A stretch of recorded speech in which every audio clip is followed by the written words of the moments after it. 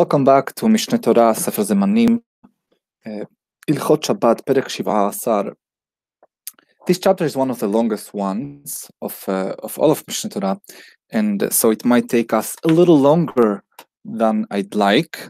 I hope you have enough patience and stay with us and concentrate, because it's also a difficult chapter, and it deals with something that it's actually much more complicated when you do not study this with Harambam.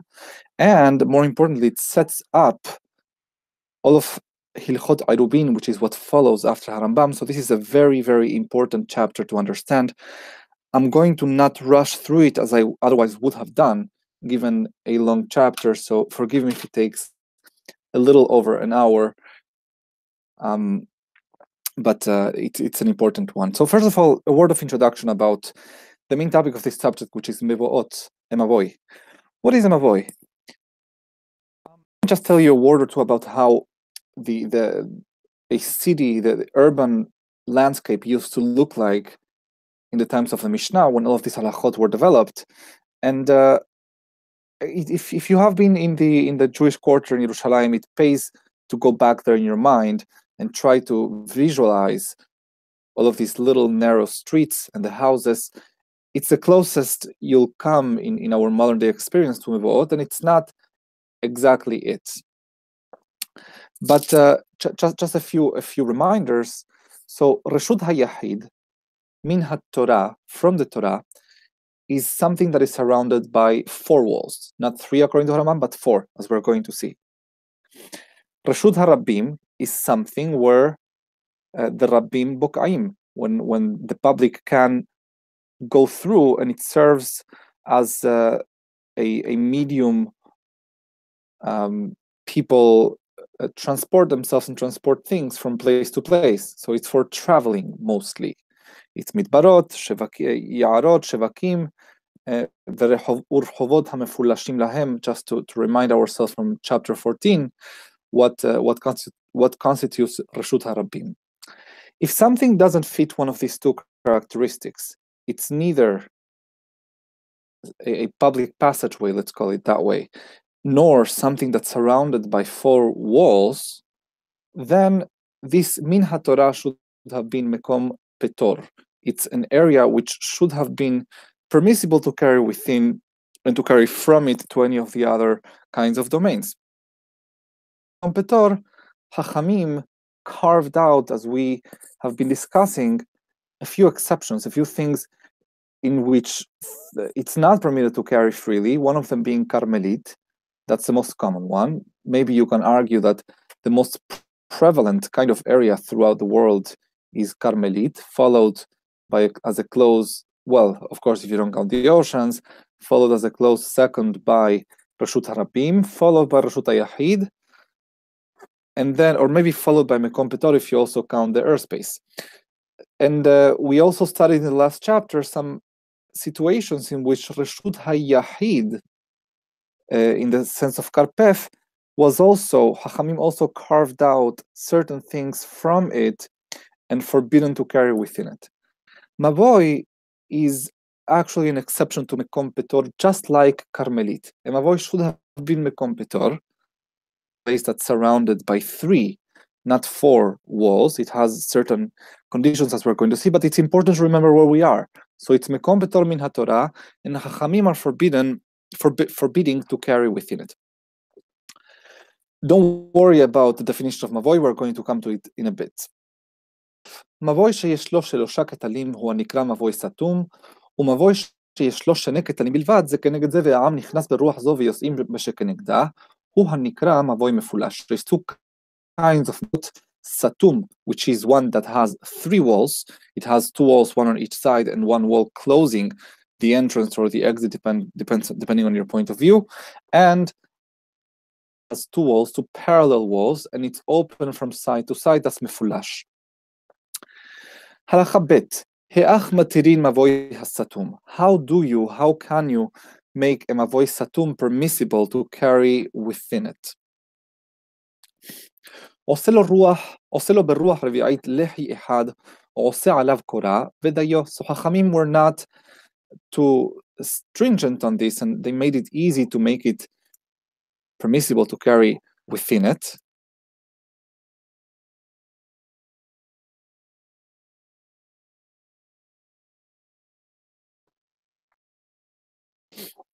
And they said, all we want is for you to take, it already has 3 walls, for you to take, instead of the 4th wall, to put any de minimis vertical something that's called lehi, and that's enough, or a korah, which we are going to define also, which is a post on top, horizontally on top, creating some sort of surat hapetah with the 2 walls of the mavoi. ותחשב אותה הקורא או אותו לחי כאילו סתם רוח רביעית וייעשר רשות היחיד ויהיה מותר לטלטל בכולו. And then we see it as though it has 4 walls, and it's as if it is רשות היחיד. I'm being careful, it's as if, because also, sorry, let's go back to one very important point. If something is רשות היחיד, although it's more permissive in the sense that you can carry as much as you want within it, but it also has a very severe consequence, and that is that if you carry from it to Reshut HaRabim or vice versa, you become Hayav, Sekila, or Hatat, depending on the circumstances. שדין תורה בשלוש מחיסות בלבד מותר לטלטל, ומדברי סופרים היא הרוח הרביעית, ולפיכך די לה בלחי או קורה. Because from the Torah, given that it has 3 walls, then this makes it permissible to carry within it. I'm going to add an asterisk in a second, not because it's Reshut HaYachid min Torah, but rather because it's Mekom Petor, and it's only from Hachamim that you need this 4th wall for a Heker, just so people don't confuse it with Reshut HaRabim, to which the Mavoi normally is connected, and therefore all you need is a Lehi or a Korah. Just the asterisk I want to drop here is that we have mentioned a situation in which you have something with 3 walls, beam, and yet it's Min HaTorah Reshut HaRabim, and that is Keren Zavit. Let's not get into it right now, but if you're interested into that, it's a good excuse to go and review what that means. Halacha Gimal. Ve'each matirin mavoi mefulash. What can you do to make a mavoi mefulash permissible to carry within it? Whoever is following on YouTube can see right here a beautiful picture, and I'm going to show to others that really show you what the mavoi feel like, and you understand how exactly this is the Reshut HaRabim, which leads to the mavoi, which lead to the haserot, which lead to the houses. So what do you do if you have a mavoi mefulash? It's open from both ends. עושה לו צורת פתח מכאן, ולחי או קורה מכאן, ומבוי עקום צורתו כמפולש.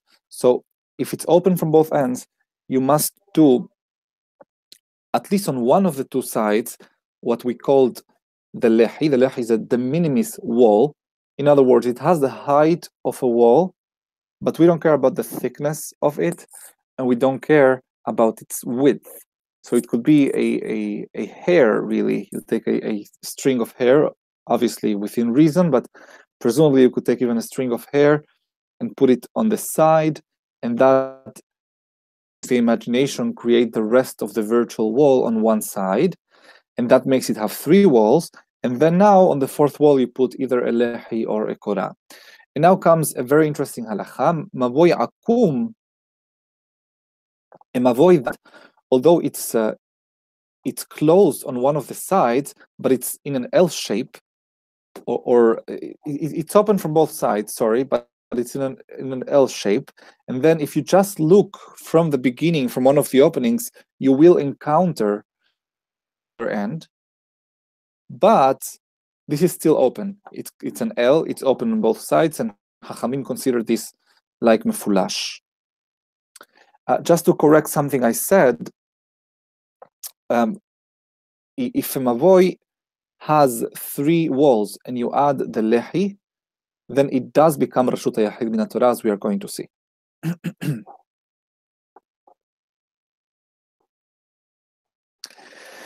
הלכה ד' מבוי שהוא שווה מתוכו מדרון לרשות הרבים, או שווה לרשות הרבים ומדרון לתוכו, אינו צריך לא לחי ולא קורה, שהרי הוא מובדל מרשות הרבים.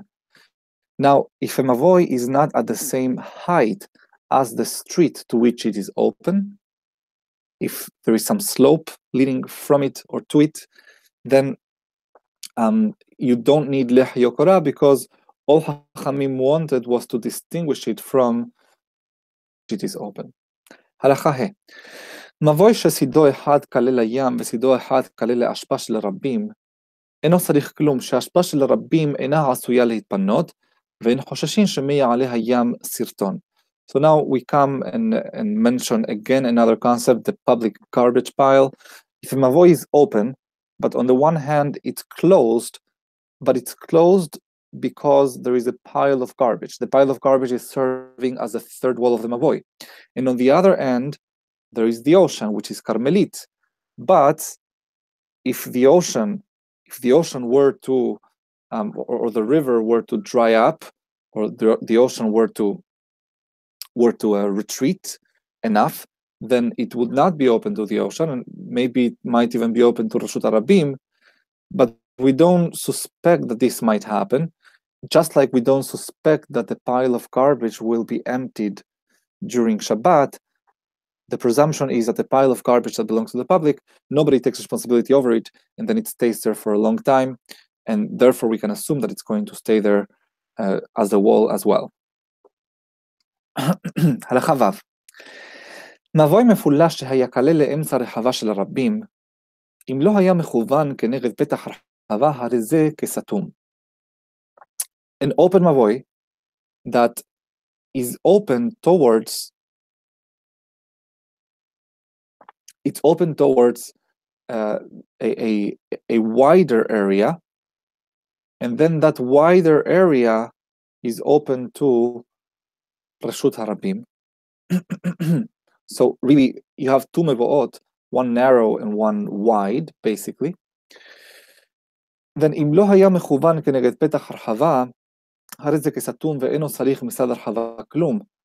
אבל אם היה כלל לשדה הרחבה אסור, ואם הייתה של היחיד אף לאמצעה אסור, פעמים מונה מצד אחד ונמצא כלל לצידה של הרחבה. So we have here a picture I just want to show you. The situation here is you have the street, then you have a mavoi, you have the rehava shel rabim, which is an area which is, it's more than a hatser. It's an area that is not private, is not enclosed by anyone, and it serves to connect between mevo'ot, but it's also not Reshut HaRabim. The status of this area is not Reshut HaRabim. So if the mavoi is open, if when you continue the mavoi, you would hit another wall, you would not hit Reshut HaRabim. So the rehava has the function of interrupting between this mavoi and potentially the next one, as you can see in this picture, and therefore you can just see it as mavoi satum and deal only with one of the sides.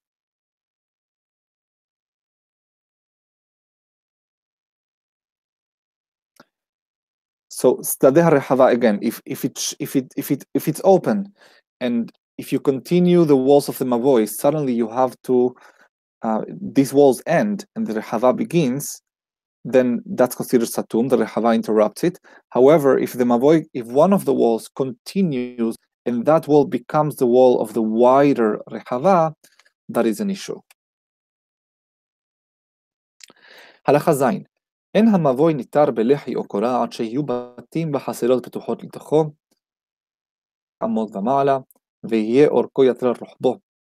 So there is a few conditions, 3 conditions for the mavoi to be capable of becoming permissible to carry within it if you have lehi or korah. Number 1, it needs to face houses or haserot. The houses or haserot, both of which are 100% Reshut HaYahid, need to be open to it. It cannot be a mavoi that just connects between 2 streets and there is nothing open to it.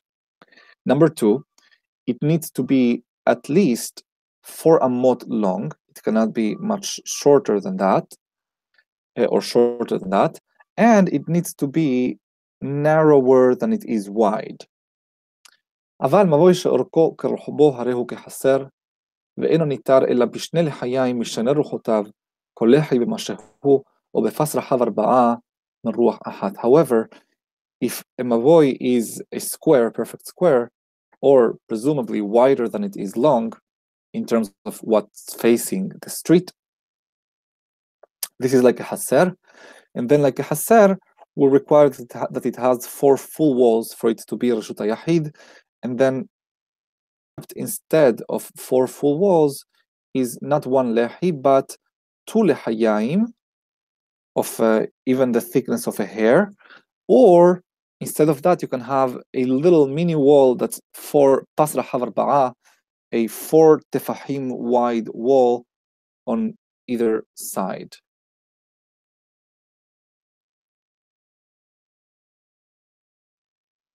חסר שאורכה יתר על רוחבה, הרי היא כמבוי וניתרת בלחי או קורה.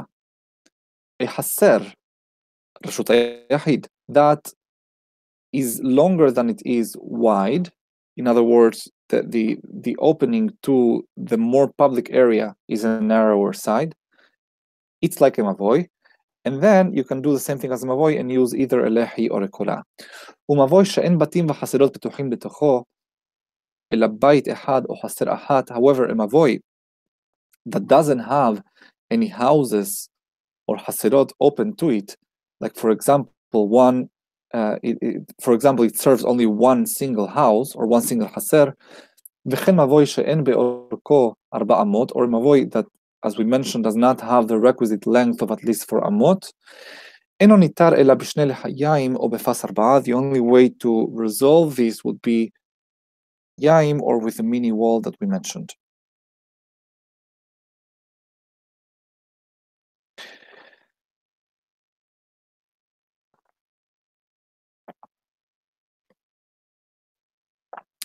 מבוי שאין ברוחבו 3 טפחים, אינו צריך לא לחי ולא קורה, מוטל לטלטל בכולו, שכל פחות מ3 הרי הוא כלבוד. If the mavoi does not have 3 tefahim or more, lehi nor kora, and you can carry all through it because it's considered part of whatever it's facing.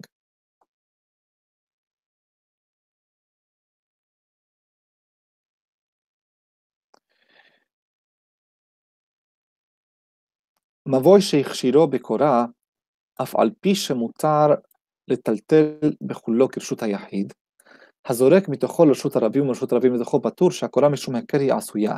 אבל אם הכשירו בלחי, הזורק מתוכו לרשות הרבים ולרשות הרבים מתוכו חייב, שהלחי הרי הוא כמחיסה ברוח רביעית. I went a little faster because we already mentioned this.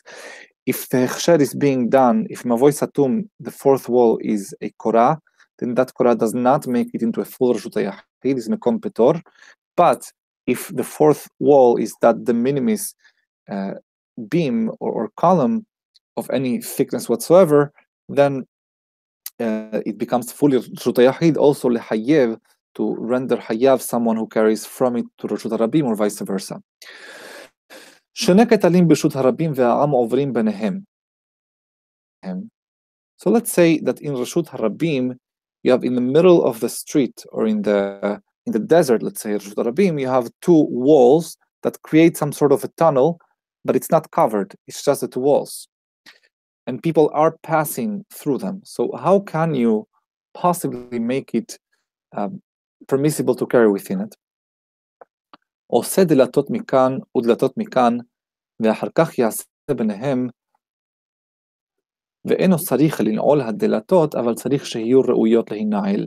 So the way to make this, to sort of like interrupt the public traffic that comes through it, you don't need to actually interrupt it, but you need to make it capable of interrupting the traffic. So the solution for this is to put doors on each of the sides, done in several places in Israel where they take this halachot seriously, in Yerushalayim especially. And unlike the city, when we mentioned the city, that the city can become Reshut HaYahid, we said that in here, it's not a city. So we don't need for the doors to actually be locked at night, but they have to be capable of being locked. היו משוקעות בעפר, if the doors are stuck because there is too much or earth surrounding them and they cannot be closed, so you clean that up and you make them capable of being closed. מפנה אותם ומתקנן להינעל, אבל סורת הפתח או לחי וקורה אינן מועילים בהכשר רשות הרבים. However, if you have סורת הפתח or lehi or korah, all of these things are only good, are only sufficient for areas which would not be Reshut HaRabim min Torah, would be either Mekom Petur or Carmelit, and then Chachamim, the same people who forbade you from carrying, also permitted you to make it into a Reshut HaYahid-like area by adding these devices. But just Tzurat HaPetach would not be enough for Reshut HaRabim. This is yet another flaw. I'm sorry I keep reminding of this point, but yet another flaw with the string device that people use for carrying. Nowadays, according to Rambam, it would never work because it's within Reshut HaRabim. הלכה י"א מותר לטלטל במבוי תחת הקורה ובין הלחיים.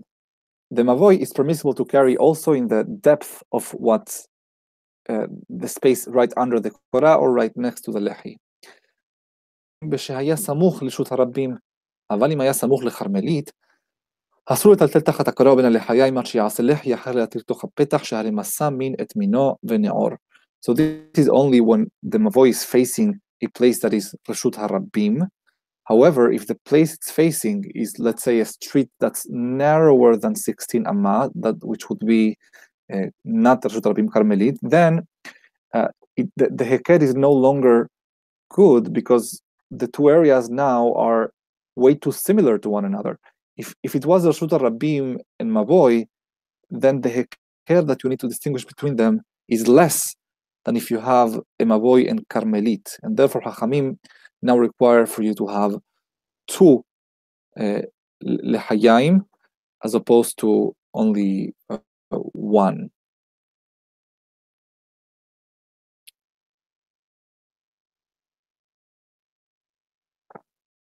Halakha Yod Bet.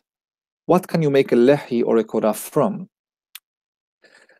This is a subject, this is dealt with in Masechet Eruvin, in the Mishnah, not Masechet Shabbat, a little bit Masechet Shabbat, mostly Masechet Eruvin. בכל העושים לחיים, אפילו בדבר שיש בו רוח חיים, ואפילו באיסורי הניה. This column, this de minimis column that we've been mentioning so far, can be made from anything, even from things that you normally are not allowed to derive a benefit from.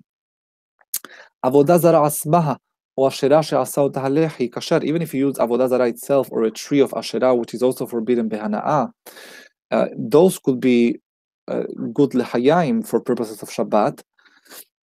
Shehalehi ovyo koshehu, because you really need something de minimis. It could be even a millimeter, even as thick as a hair, as I mentioned before. And the halacha is I think the halacha is kol hata'un serefa kechatut dameh or something like that. That's a phrase. Anything that's meant to be burned according to halacha, like for example avodah zarah, then we see it as not having any volume. We see it as though it was already burned, and therefore, if we are trying to use it for something that requires for it to have any substance whatsoever, we cannot. However, here we don't need for it to have any substance. It could be, again, a hair thick, and therefore, even if it's asur behana'ah, we would be able to use it for the purpose of heker. It's not the substance what matters here, and therefore the isur hana'ah is irrelevant. גובה הלחי, אין פחות מ10 טפחים, רוחבו ועוביו כלשהו. And the lehi needs to be at least 10 tefachim tall, but again, thickness and width. כל עושים קורה, אבל לא באשרה, לפי שיש לרוחב הקורה שיעור. In terms of the korah, you make a korah out of asherah, even though you can use everything else. Why? Because the asherah is omed lisrefa, and therefore we see it as though it has no volume whatsoever.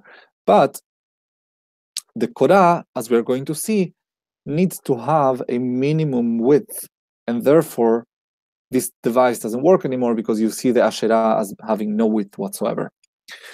וכל השיעורים אסורים מן האשרה. so too anything that needs to have any minimum shi'ur of anything is asur if it comes from the Ashira. וכן רוחב הקורה אין פחות מטפח בעוביה כלשהו. So the width of the Quran needs to be at least 1 tefah, but in terms of thickness, it's de minimis, whatever thickness you can achieve. It could be a piece of metal or a sheet of metal or anything like that.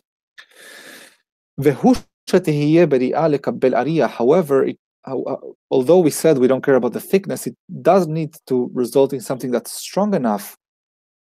Place on top of it.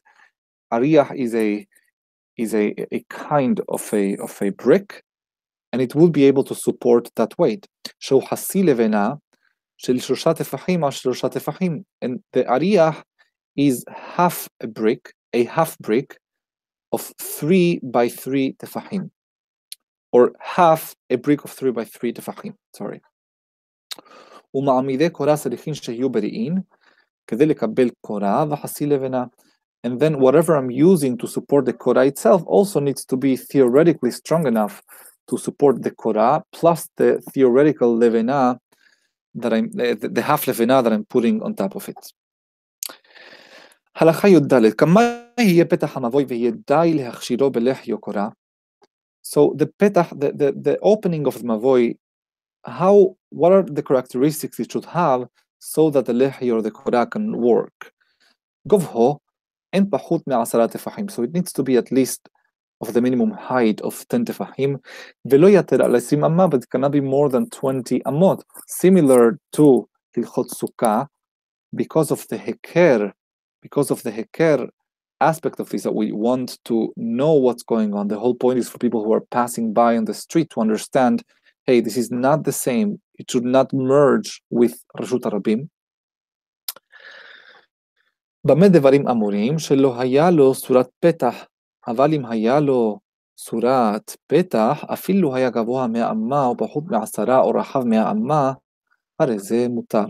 And all of this we're saying, if the way that the mavoi was enclosed, the gate of the mavoi was enclosed, was not in what qualifies as tzurat petach per the last chapter. But if it does have tzurat petach, then a tzurat petach is always something that people can notice, even if it is 100 amot high.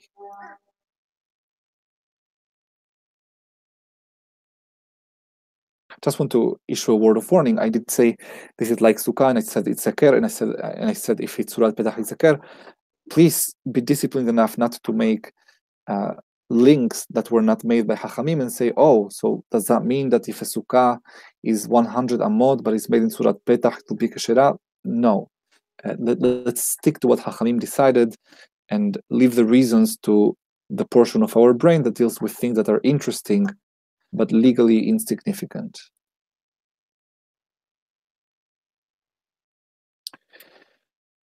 הלכה ט"ו. וכן, אם היה בקורה של המבוי כיור וסיור, עד שיהיו הכל מסתכלים בה, אף על פי שהיא למעלה מ20 אמה כשרה שהקורה משום הכר עשויה, ואם הייתה למעלה מ20 אינה ניכרת, ואם יש בה סיור וכיור מסתכלים בה ונמצא שם הכר. So with the Korah, if it has some kind of ornamentation, if it's designed in a way that catches the eye, then even if it's higher than 20 amot, it's fine, because people look at it and realize that it's there, and they immediately are led to feel as though the area of the mavoi is different than the area of רשות הרבים. הלכה ט"ז. מבוי שהיה גובהו מן הארץ עד קרקעית קורה 20 אמה, ועובי הקורה למעלה מ20, כשר. The mavoi is between the ground and the beginning of the Korah, less than 20 amot, but the end of the Korah, more than 20 amot, that's fine. היה גובהו יותר מ20. קורה שמניח אותה למטה, צריך להיות ברוחבה הטפח. If the walls of the mavoi were taller than 20, and then you wanted to make it shorter by adding a Korah that's very thick, then that Korah needs to be at least 1 tefah. Let me just 1 second see if there's any picture here.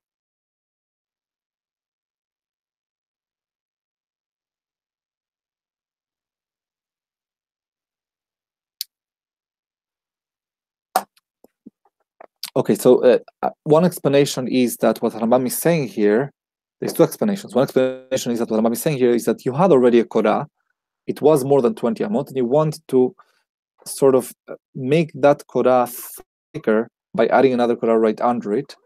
That's one explanation. The other explanation is that you wanted to add the Korah on the floor. In any event, the Korah needs to be at least one tefah for it to be significant and for it to be capable of reducing the height of the mavoi. היה גובהו פחות מ10, חוקק בו משך 4 אמות על 4 אמות, ומעמיק בו כדי להשלימו ל10. If the mavoi did not have the requisite height of 10 tefahim, you don't need to dig a trench throughout the mavoi and make the whole thing deeper, so the whole thing is higher than the tefahim, but it's enough to do so in an area of 4 by 4 amot, and if that area has the height of 10 tefahim, it's enough to be able to use the devices we described for making the mavoi carryable within it. הלכה י"ז, נפרס בו פרסה מצידו כלפי ראשו. אם נשאר עומד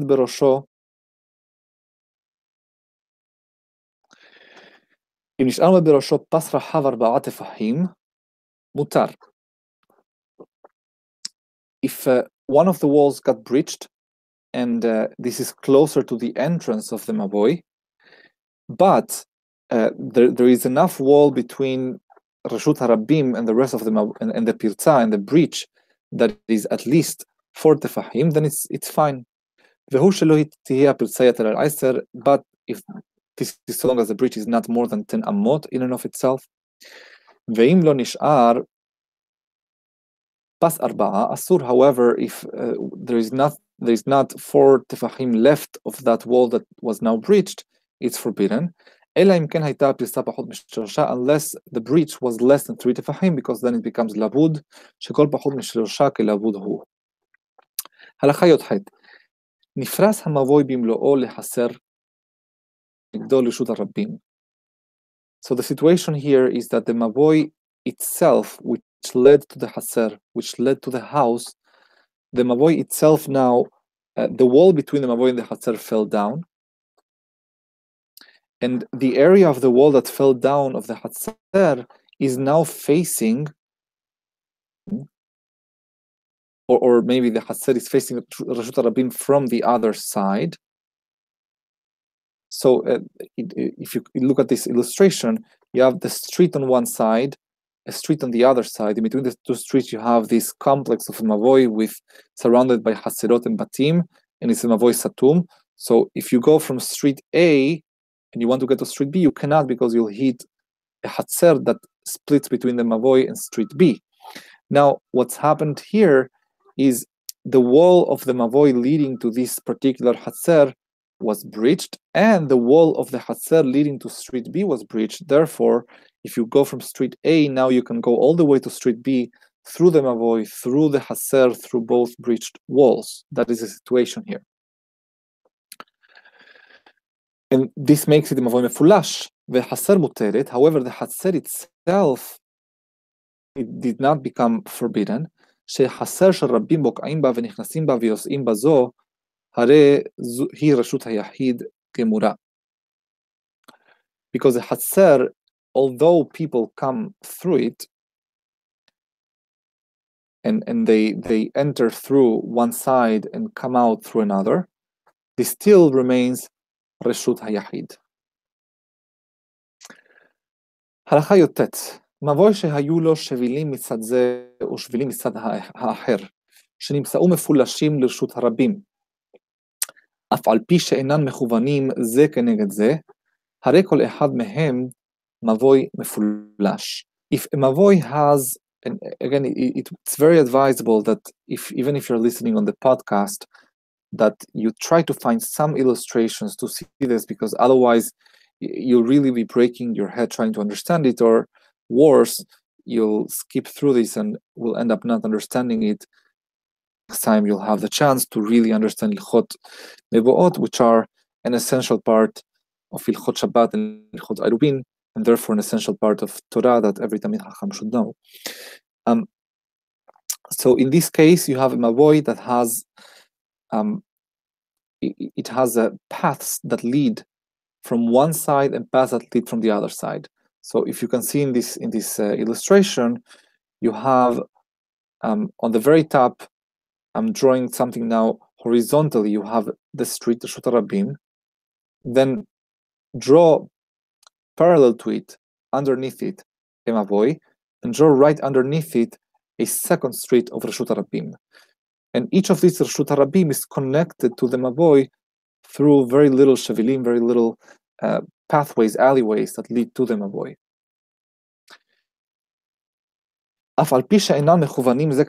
Even if these little pathways are not aligned one against the other, in other words, if you were to look from one street through these little alleyways, you would not find the next street. You would find the wall of the Mavoy.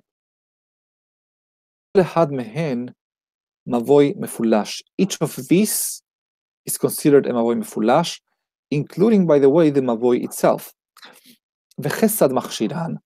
So what can you do to make them kasher? עושה סורת פתח לכל אחד ואחד מן השבילים שבצד האחד, וכן לפתח הגדול, ועושה לכל השבילים שבצד השני לחי או קורה. So you have to really do a לחי or קורה or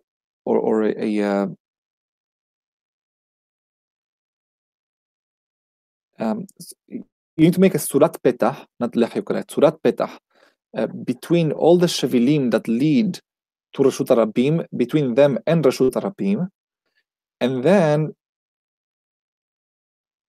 on the other side, now that you have that surat petah, then this is like a mavoy satum now, and you can have on the other side, if you looked at each of them like a mavoy mefulash, then on the other side you can do a lehi or a korah.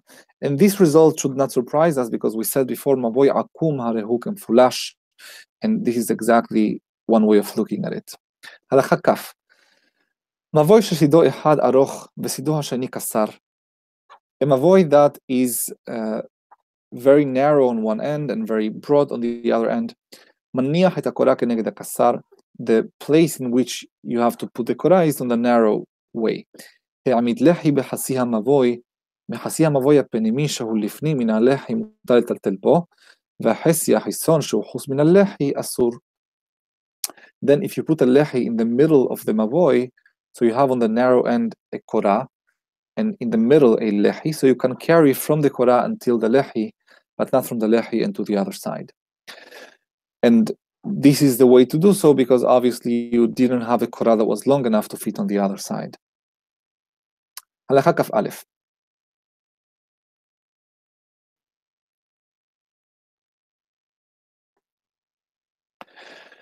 מבוי שהוא רחב 20 אמה, עושה פס גבוה 10 טפחים,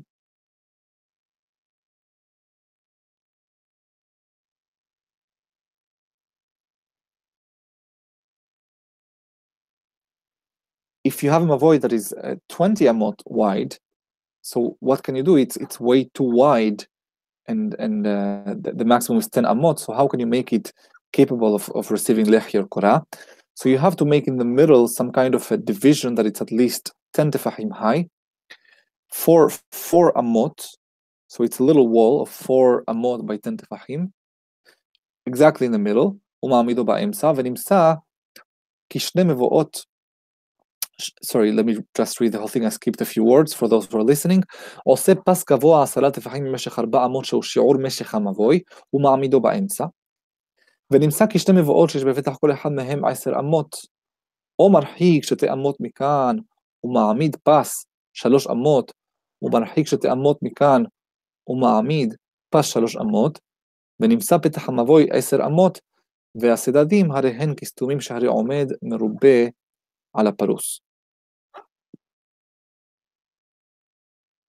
So again, if you are able to see the pictures, it will be very, very helpful.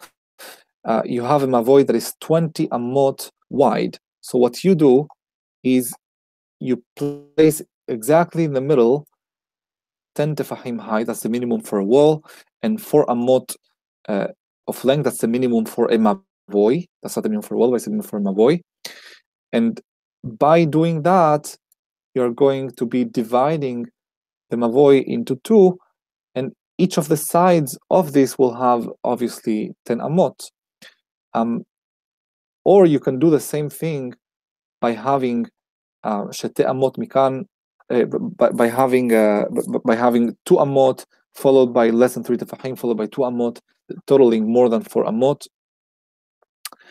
and then it will have an opening of 10 amot, and then with the sides, although the sides of this mevoot, the middle wall is only 4 amot, and perhaps the length of the mavoi is many amot, but still you have parut merubeh ala omed. Mathematically, that's the way it works out. It needs to have been longer than it was wider, and therefore if you add up how many walls it has and how much empty space it has, you'll see that it has more walls than empty space. הלכה כ"ב. לחי הבולט מדופנו של המבוי כשר, ולחי העומד מאליו, אם סמכו עליו מקודם השבת, כשר. Now, a few things about the lehi. If the lehi is protruding from the wall of the mavoi, that's fine. It doesn't need to be separately made. A lehi that is standing in and of itself, even if it's magically, although there is no magic, if you saw it before Shabbat and you were relying on that, that's fine also. ולחי שהוא נראה מבפנים לחי ומבחוץ אינו נראה לחי, או שהיה נראה מבחוץ לחי מבפנים נראה שהוא שווק וכאילו אין שם לחי, הרי זה נידון משום לחי, even if the לחי can only be seen from the vantage point of someone standing inside the mavoi or someone standing outside the mavoi, that's fine also. לחי שהגביהו מן הקרקע 3 טפחים או שהפליגו מן הקוטר 3 לא עשה כלום. However, if the לחי 3 טפחים away from the wall or from the floor, then this is invalid. הטפחים כאשר less than that, it's fine. שכל פחות בשלושה כלבוד. לחי שהיה רחב הרבה, if the לחי is very wide, בין שהיה רוחבו פחות בחצי רוחב המבוי, בין שהיה רוחבו כחצי רוחב המבוי, כאשר ונידון משום לחי. אבל אם היה יתר על חצי רוחב המבוי, נידון משום עומד מרובה על הפרוץ. Interesting result here. So if the lehi is wider than half the width of the mavoi, of the wall it's trying to stay in lieu of, so if it's less than half, then it's still a lehi and it's always kasher. If it's more than half, then it becomes a wall, and we have to consider if there is more wall than empty space or more empty space than walls, which you would not need to do if this was just a lehi.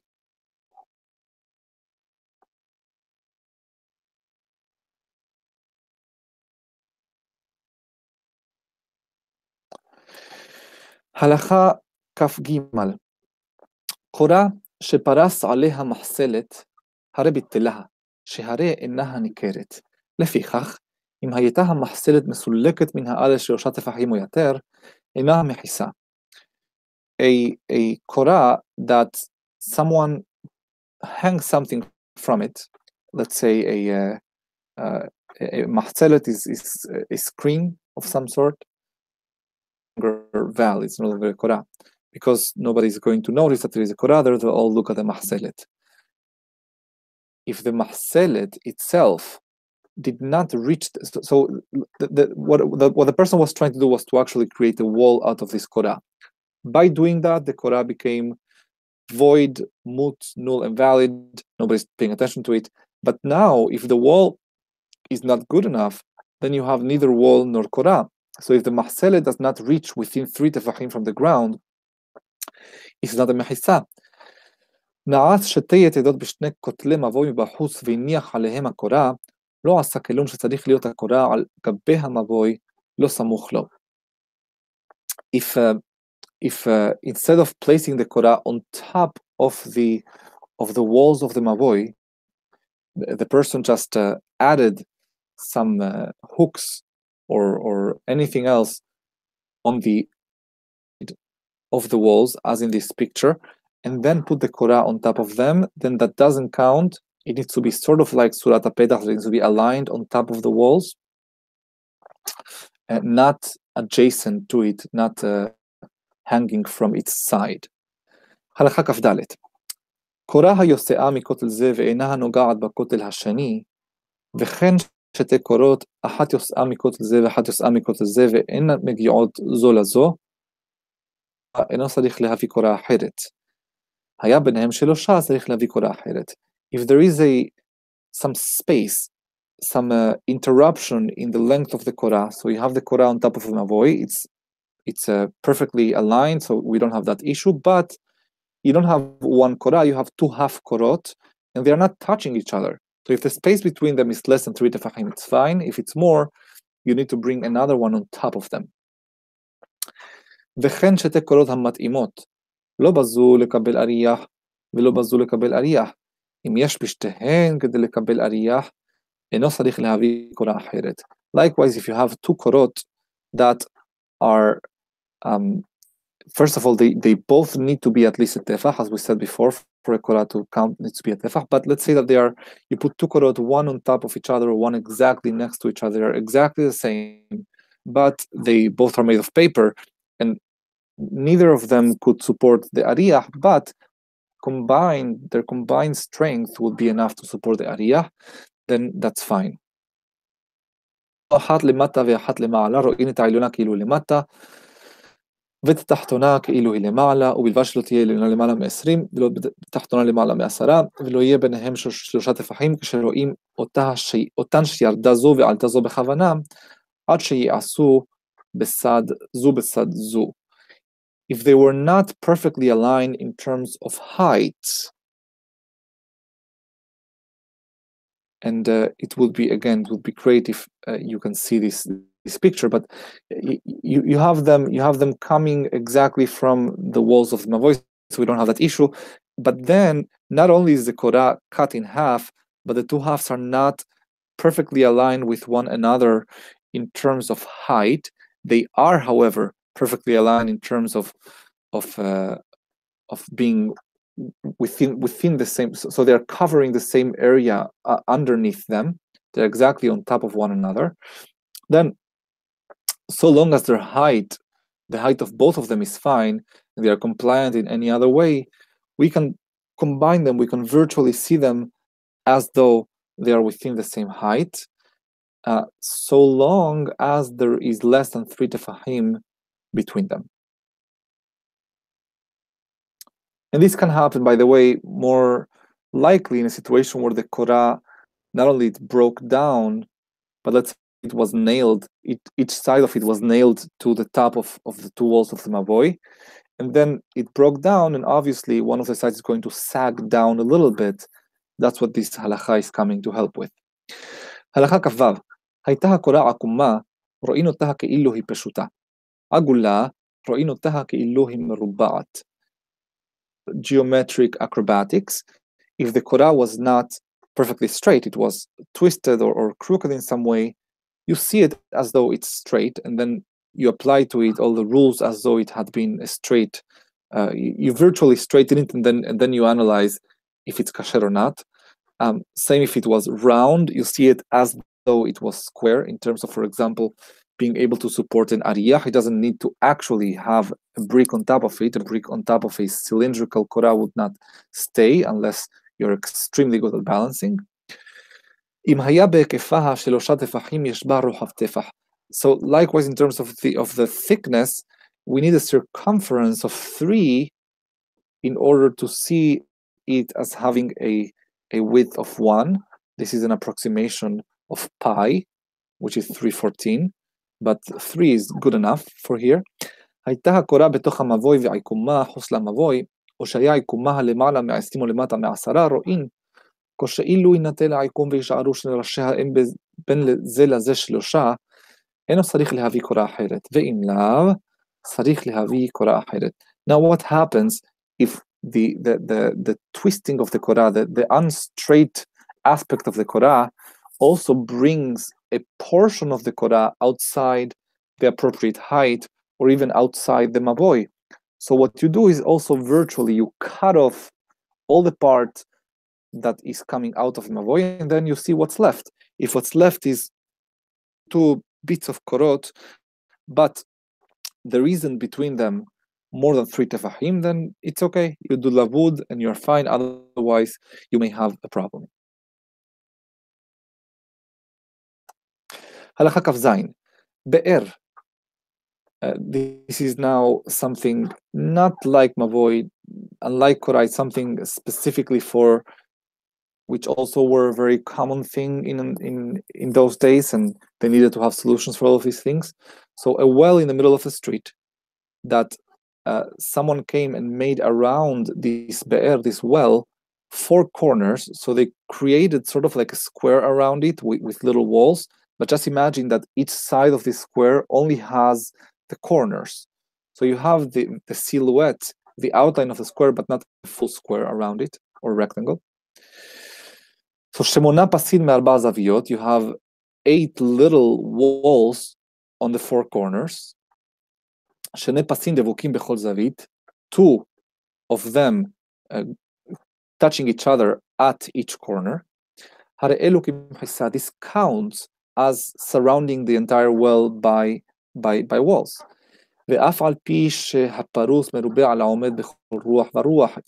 if what's exposed, if the area that's not enclosed by a wall is more than the area enclosed by the wall, so this would invalidate the mechitza, as we said before.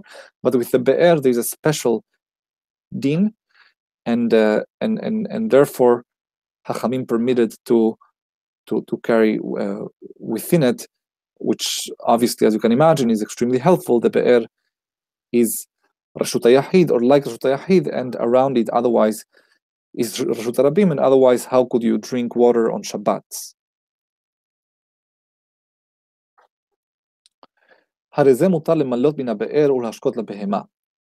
So, sorry, so long as you see that these 4 corners are intact, even if the rest of the wall fell, or these 4 corners, not only the corner, but the 2 walls coming from each corner, then you can take water and give to your animal to drink, even though it's Rashut HaYahid.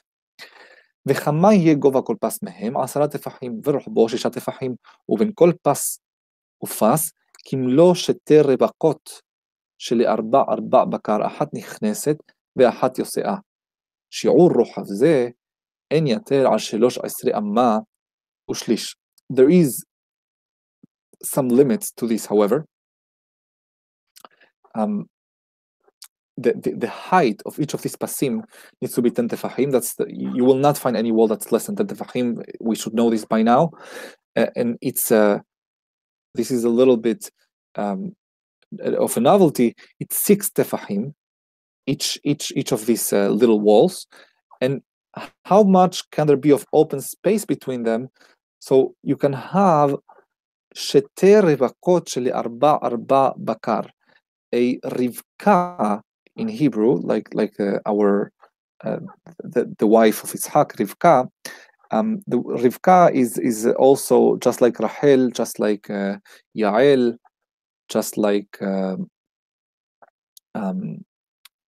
many other names that come from domestic animals, which were terms of endearment back in the day. Rivka means a group of 4 cows, and 2 revakot, the width of 2 revakot, of 1 coming from each side, that's how wide the space can be. In other words, you are allowed to leave a space large enough to permit 2 revakot to pass by it.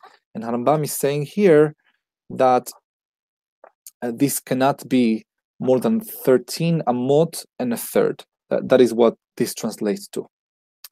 But it shows you a little bit the purpose that this served. It was meant to permit traffic of animals, and the traffic of the animals normally was not cow by cow, but you bring the cows 4 at a time, and you bring 4 one way, 4 the other way. That's 8, one next to the other, and that is together it's 13 amot and a third.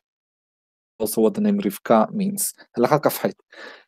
היה במקום אחד מן הזוויות, או בכל זווית מארבעתן אבן גדולה או אילן, עוטה מתלקט 10 מתוך 4 אמות, או חבילה של לקנים.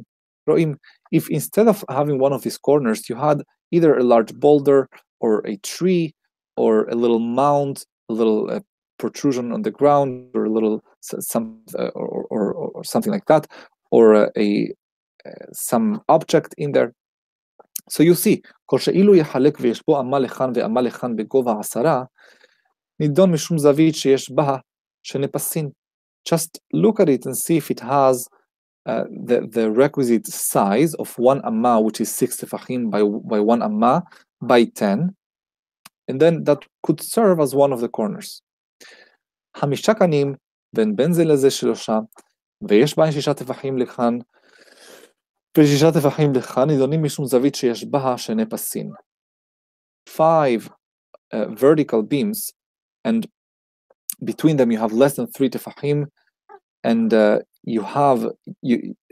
you put them, you align them in a way that you end up having 1 amma to one side, 1 amma to the other side. Then that way you created the kind of walls that would be sufficient for creating these corners to permit carrying with the well. Kaftet. Now we are going to talk about how close can these corners be to each other. מותר להקריב 4 הזוויות האלו לבאר, והוא שתהיה פרה ראשה ורובה בפנים מן הפסים ושותה, אף על פי שלא יאחוז ראש הבהמה עם הכלי שבו המים. הואיל וראשה ורובה בפנים, מותר, ואפילו לגמל. It's permissible to bring these corners really close to the well, which means there's much less space to move around the well, so long as there is enough space for the majority of the body and the head of a cow inside this created rectangle, this created square, and drinking, even if there wouldn't be enough space for the head of the animal if you were to put the water in a receptacle outside the be'er.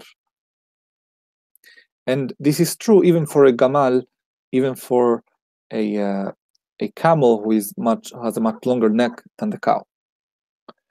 היו קרובים יותר מזה, אסור להשקות מהן אפילו לכדי שהוא כולו נכנס לפנים. So we only look at cows for this purpose.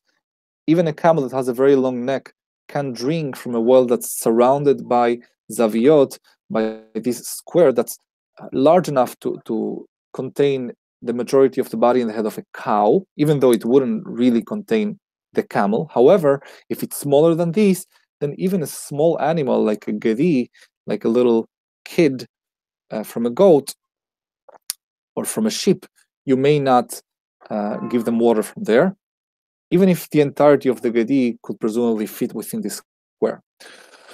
ומותר להרחיק כלשהו, ובלבד שירבה בפסים פשוטים שמניחים אותם בכל רוח ורוח, כדי שלא יהיה מפס לחברו יותר 13 אמה ושליש.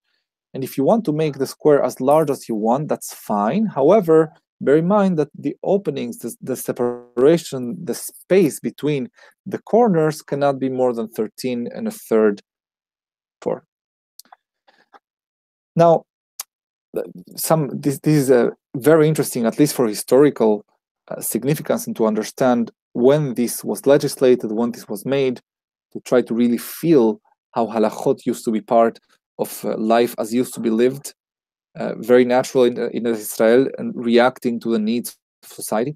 לא התירו הפסים האלו, הלכה למד, אל ולבהמת עולה רגלים בלבד. The only situation in which they permitted to do this pasim is number 1 in Eretz Israel, and number 2, they only permitted this for all the animals that were being brought to Bet HaMikdash during for Ole Regalim.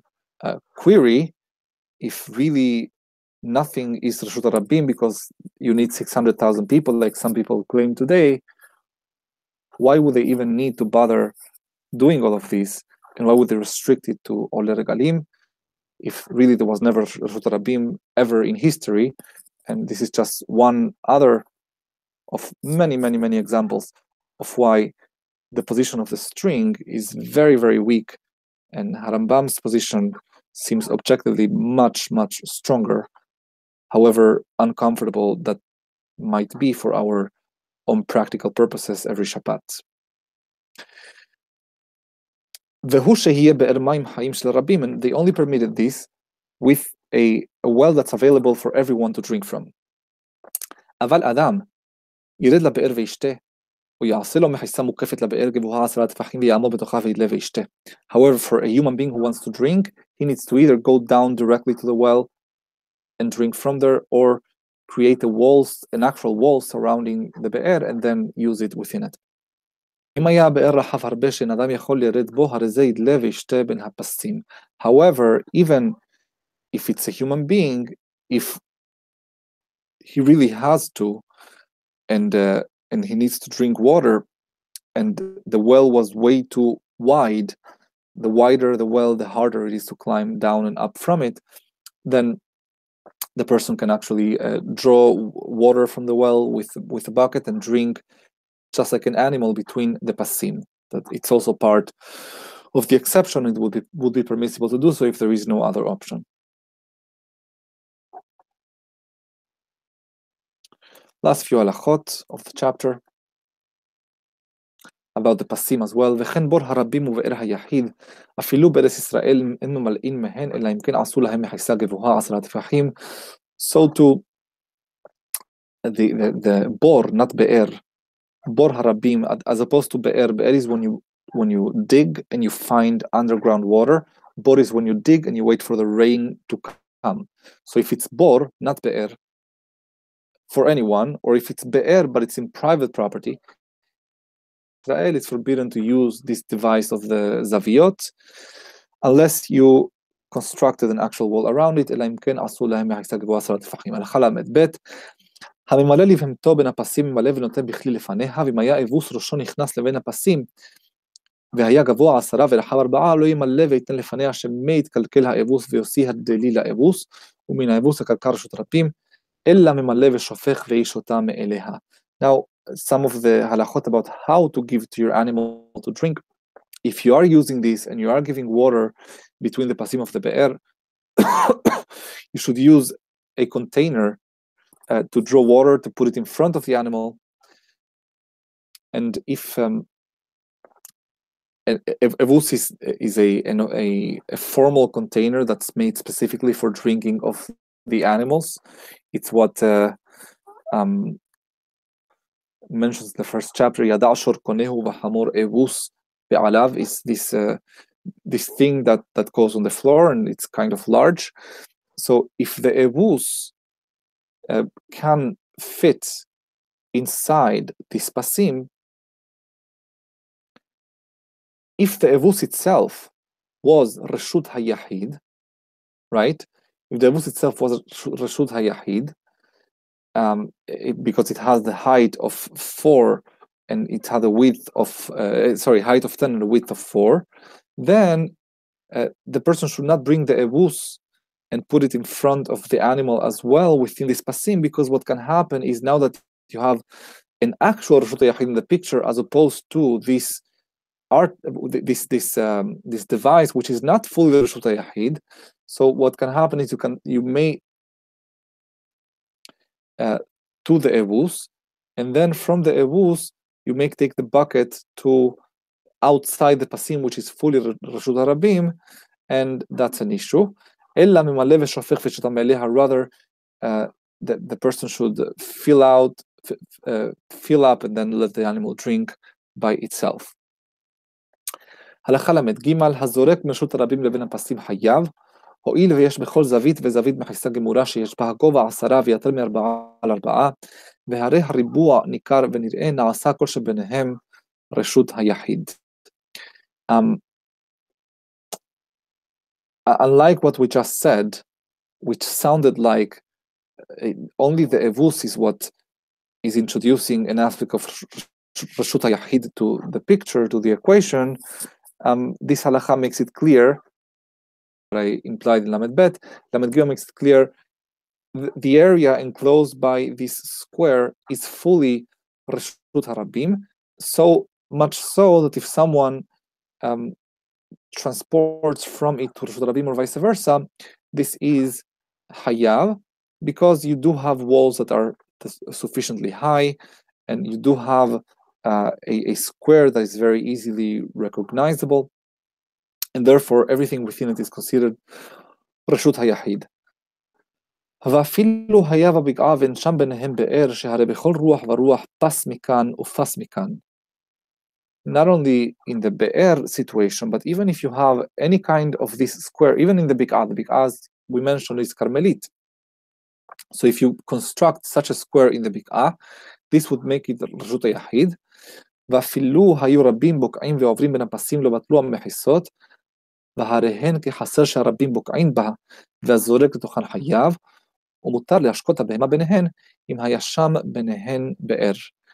And even if the public was passing through it, it's the mechitzot of this square would not be invalidated, and a person will be hayav, and therefore that's why it's permissible to drink to an animal if there was in between this in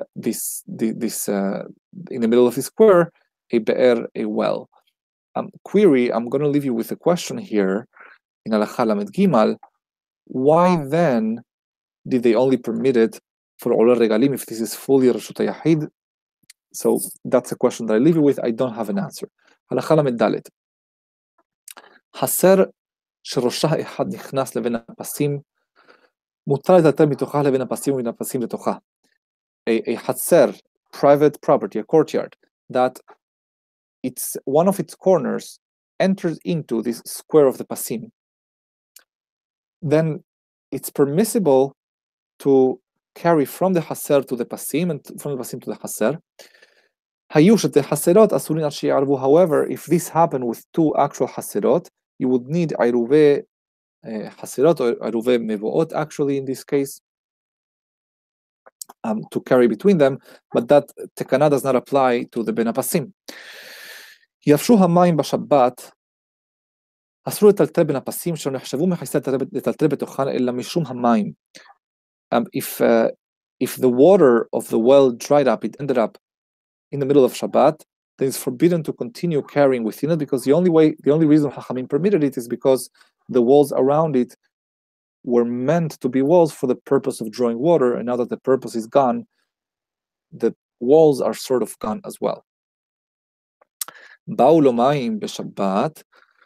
However, if this is an underground reservoir, right? So if more water, מותר לטלטל ביניהם שכל מחיסה שנעשית בשבת שמה המחיסה, then it's permissible to carry within them, because even though now that this mechitsot, this square is sort of like being built on Shabbat, but as we mentioned before, if a mechitza is built on Shabbat, it can still be counted as a mechitza.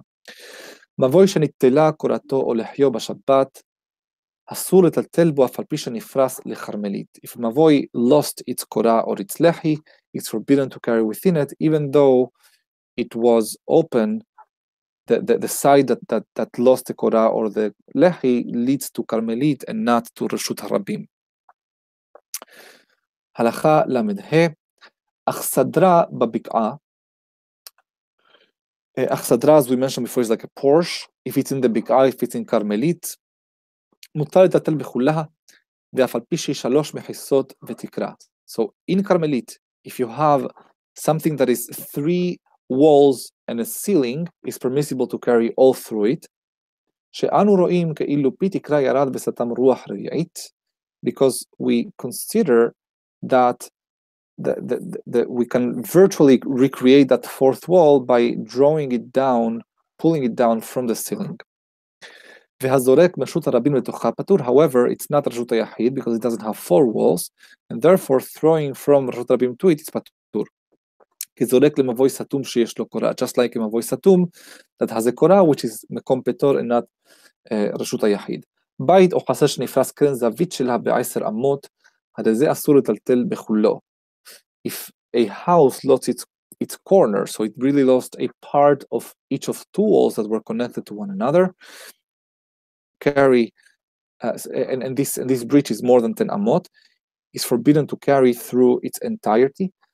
אף על פי שכל פרסה שהיא עד 10 אמות כפתח, אין עושים פתח בקרן זווית. So although if you look at the ceiling of the house, now this breach in the walls still has sort of like a צורת הפתח, but we may not see a צורת פתח if it's קרן זווית, if it's on a corner.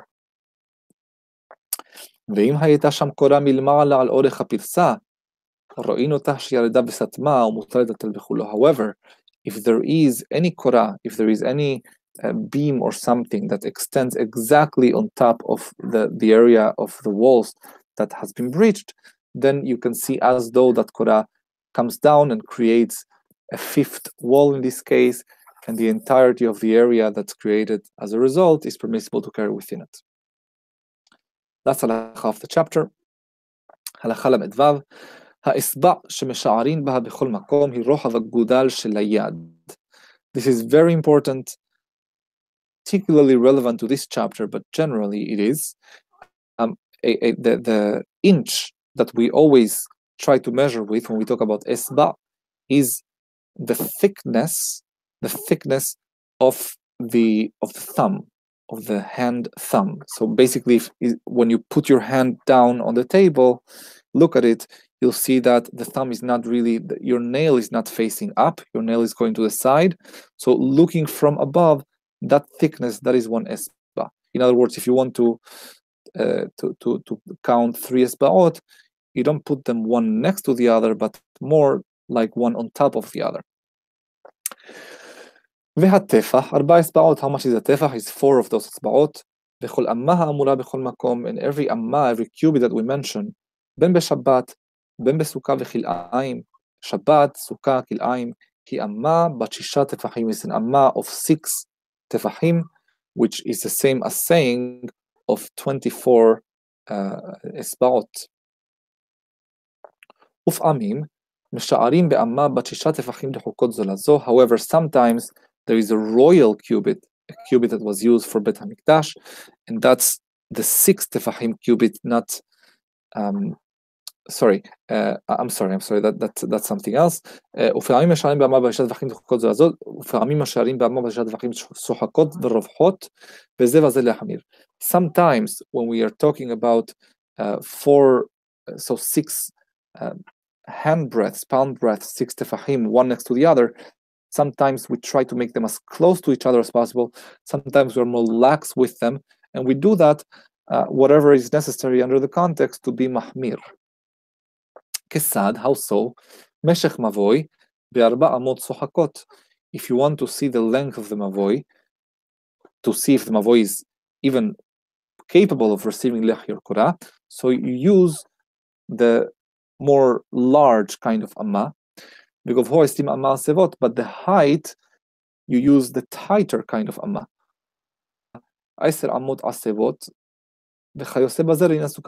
So too, when something is breached, you look at something at a tight amot, and you do the same thing with a sukkah and with kilayim. This is a very important halacha, and it shows you, more than showing you that we are trying to be mahmir in each situation, I think what we should take from here is how unprecise and how really it's more of an estimate. Whenever we are talking about measurements in halakha, it should really be something around and about and estimating, and you estimate a little more generously, a little less generously, but it's never a scientific millimeter kind of measure like some people think.